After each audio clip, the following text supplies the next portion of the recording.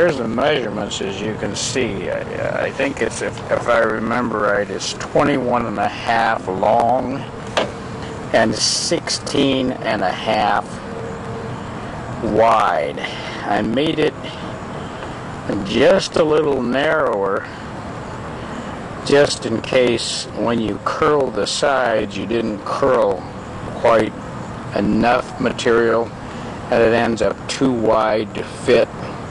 So err on the side of being a little on the smaller side as far as the width goes, so the pan will be able to slide in and out. I'll give you a picture of the finished product. I went to Lowe's and got one 19/32 by 4x8 sheet of plywood, and then had them cut that into 10 bottom board pieces, and I had a couple of scraps left over. So you just follow the measurements that they give you on the website for the do-it-yourself thing. I'll give you a picture of it all when it's constructed and finished.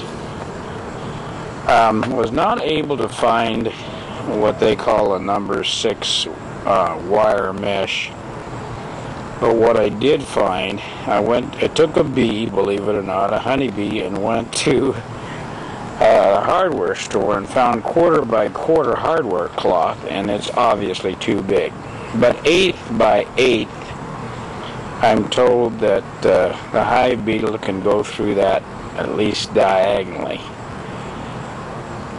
And I know the mites can go through, so I'm going to use that since I can't find the other stuff. It seems to be hard to find, and I'm sure since it's aluminum that it's also more expensive. So what I'm talking about is steel, and I found it on Amazon.com on a 50-foot roll. With shipping and all, shipping was like 21 something, and the cost of the roll was actually like 27 or something. Came out to like 48 something.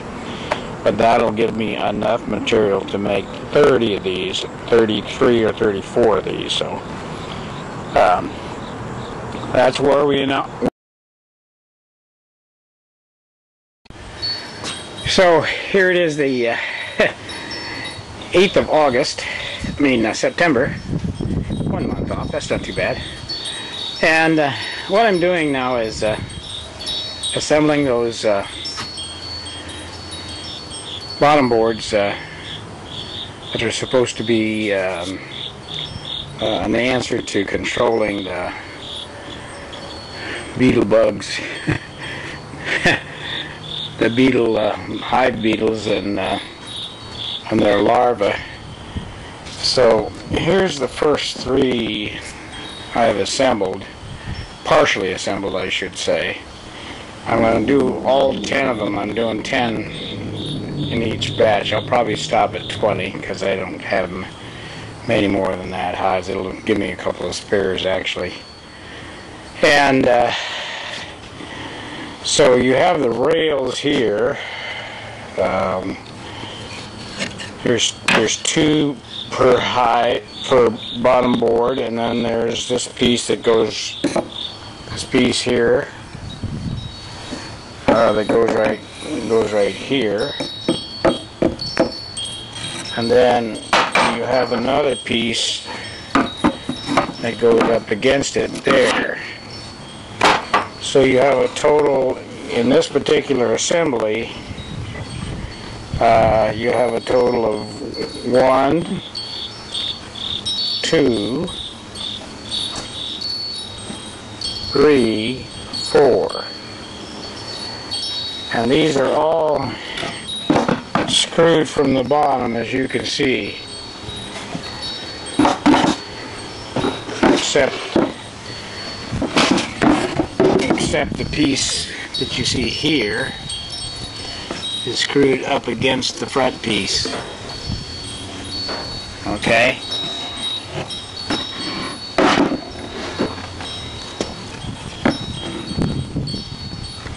So to pull back, they look kind of like that. And then yesterday I made the pans, and the previous video showed you the stock and how I did that. But the finished product looks like this. Staples in each corner.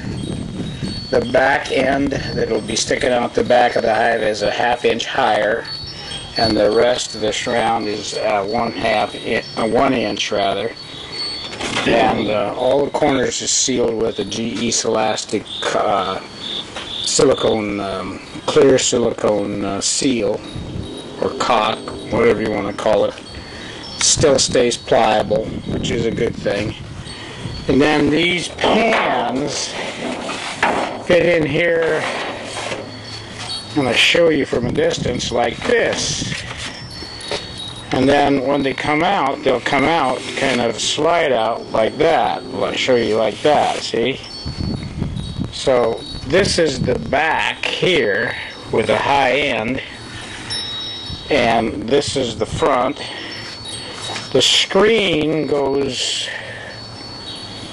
over the top from here over to there, fastens to the front right here, doesn't come over this 2x2, which is 1.5 by 1.5. Doesn't come over here, stops right here. And then there's a wood piece that sits across here that the screen's fastened to, and it sits down on that. And then on top of the screen, there's a 3/8 piece of material that goes over the top of the screen that the hive will actually sit on, except there will be none in the front here and none in the back, so it'll be just here and here, and the bees' entry will be right here. So when they enter, they'll enter to walk right on the screen and go in. Any beetles that fall or any mites are going to come through the grid and land up in the oil down here, which is going to be a vegetable oil, which is an attractant. I haven't decided how much I'm going to put in there, but it's obviously not going to, you're not going to fill it. You're going to put it in there about, I don't know, enough so you don't have to worry about it being deep enough, but probably, oh, I don't know, 1/4 of an inch, maybe 1/8 of an inch. But that's the plan. And when I get done, I'll show you what it looks like. But again, there's all the pans I made, 10 of them, and the total cost there is probably about, I don't know, 50 cents a pan maybe,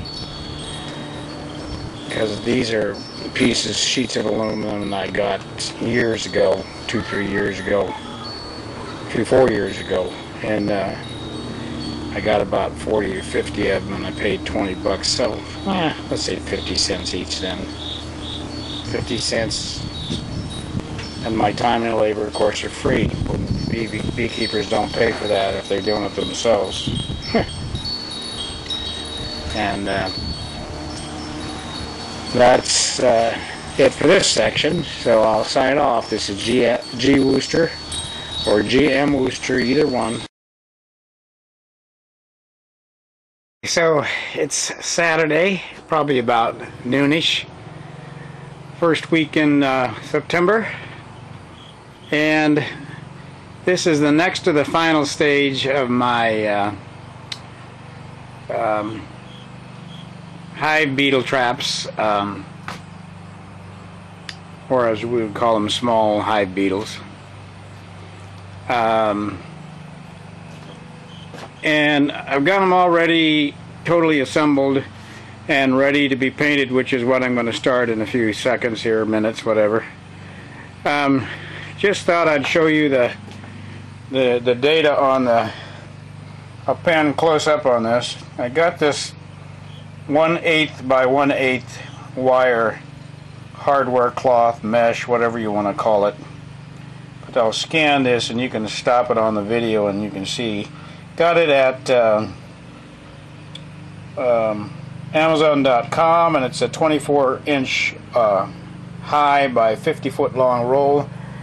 It was, if I remember right, it was like 24 something, almost $25 for the roll, and then 23 something shipping. Came to 48 and some odd change. I figured, calculating the way I cut it at 16 inches, which fits the top, even though it's 16 1/4, it pulls the edges in so you don't get the jaggies when you're messing with the bottom boards. But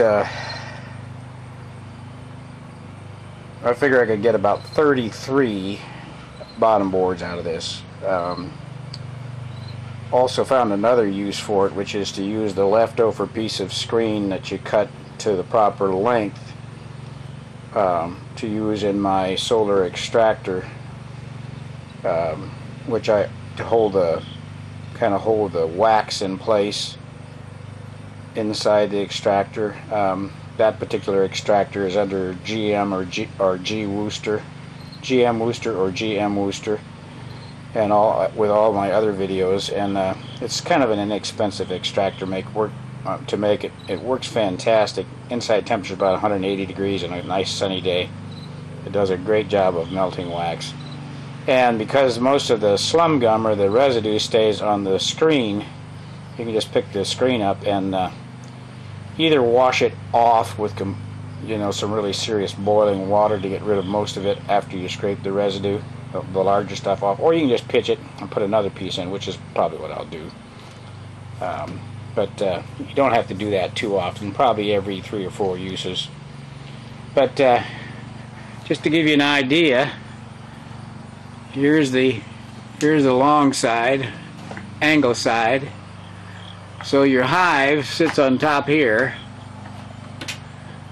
the brood body, and this is your wire mesh here that you're looking at, 1/8 by 1/8, and it's stapled underneath this piece of wood here.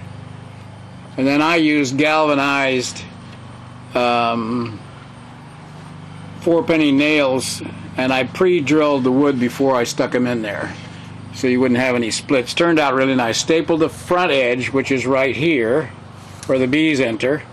So that's actually your bee entrance, is the height of this, which is a 1/2 inch. And then if we go around the back of all of these, I can show you the tray that I made, which I showed you previously. But it kind of looks like that. See how the back is a little higher than the rest of it? The other edges are a 1/2 inch, and the fourth edge here is 1.5. And I'm thinking actually about putting something on the corner here, just to keep smart little animals from maybe pulling this out. But as you can see, that's the way they're all done, and all the corners are sealed with GE Celastic clear caulk, and it works, seemingly works great. And of course I put a rivet here. I said it previously, I think a staple, but it's a rivet, and in each corner, and then I also caulked the surround on the rivet. So everything should be nice and tight. So I'll go ahead and paint it, then I'll give you a real good look at the finished product. But for the most part, there's 10 of them. Probably took a total of about, if you would put all your time together, 5-6 hours probably, once you get it all organized. But it was kind of an interesting job. So it's Monday, and it's now about 4 o'clock in the afternoon. First week in September. Well, going on the start of the second week actually, and just finishing up these small Hive Beetle traps, or bottom boards if you will. And as you can see now, they're painted. there's my ever-loving wife, Mary Ann. Stick my tongue out at you. And we just started deploying these new small Hive Beetle bottom board traps that have a tray which is filled with vegetable oil. So here's 3 we have in a new out yard that were starts from the middle of this year, about July or so. And this one that you're looking at right here with the purple and light purple, looks almost like white, and the brown top. It's had a new queen as of about a week or 2 ago, and just checked and they're doing fine. But what I did find in this particular hive was, since it was a weak hive and I had put one full body of assorted pieces of comb from the hickory tree hive that we dismantled, it had a few frames in the brood chamber below which were slimed from active small hive beetle larvae and the beetles themselves. So I got a adult beetle trap in the top, and now we have the nice new trap on the bottom on all 3 of these, and it's the kind of a tan color gizmo that you see there. And I'll go around to the back so you can see how they look there. And you just reach down here and pull this tray out, and you can see the oil in there, and I've already got some hive beetles in there. You can see one right there. And put about 3 to 4 cups, depending upon if there's any slant to the hive. I've taken most of the slant out. There's a slight, maybe 3-degree downward incline. The water issue isn't quite as critical because the water is going to go in through the front if it does, and it's going to drop. It's going to miss the pan probably. There's a little gap there under the wire. These bees are struggling, but we're in the middle of a goldenrod aster flow now, probably. Mostly goldenrod at the moment, aster a little later. This hive is doing very well here, as you can see, a lot more active. This one is doing slightly better, slightly less than the one I just showed you.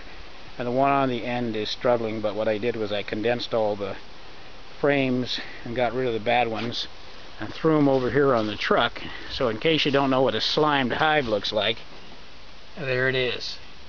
And if you look real close, you'll see those little larvae crawling around, okay? There's more. So basically just took them out, took the workload off the bees, and we're going to give them a shot at making it. And if I have to steal a medium super of honey off of another hive that's doing better, I'll do that and throw it on there rather than try to feed them sugar going into the winter, or even syrup for that matter. They do better on their own food. So that's an update on the new bottom boards. We got another out yard tomorrow that's got 6 hives, my primary one, and we're going to do that tomorrow. It's going to take probably considerably longer time because we got a lot more supers on there, and we'll have to dismantle all the hives to do that. So it's going to be interesting. This is GM Wooster signing. So now we're in my primary bee yard, and we've got, as you can see, 6 hives here. Came out of winter with 4, 1 died, and we're down to 3, and made all the splits that ended up giving us 11 hives. So our job today is, whether we like it or not, dismantle all these supers, most of which we assume are dry. Some of them we know aren't, so it's not going to be that easy a job. We're at the beginning of a goldenrod season. It's second week in September, and we're going to put these new small Hive Beetle bottom board traps in, that have the pan with the oil in it that I've been talking about. So this is what it looks like now, and here are your traps. And what I've done is I've also stapled a mouse trap on the front of it, as you can see if I get down lower. And when I put the hive back on, all I have to do is staple the top half, and those will be in place too. So get up close so you can see what they look like. You get away from the glare of the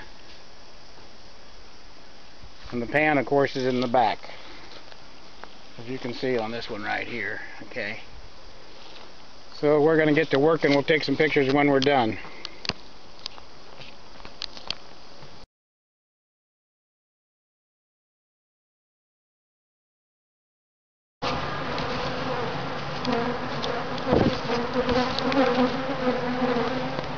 Well, as I speak, these little beggars are pummeling me because they're really ticked off.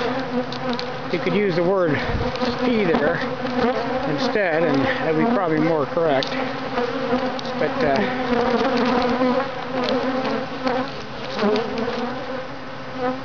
so we finished all the hives. We found the one on the end dead with wax moth.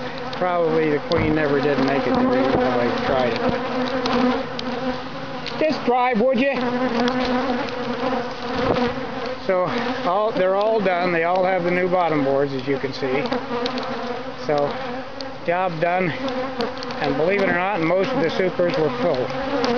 So it was an even heavier job, and we didn't take any of them off. So we'll come back the end of September and take some goldenrod and aster off. But there you go, and there's the better half. I'll walk a ways up to get rid of all these bees before I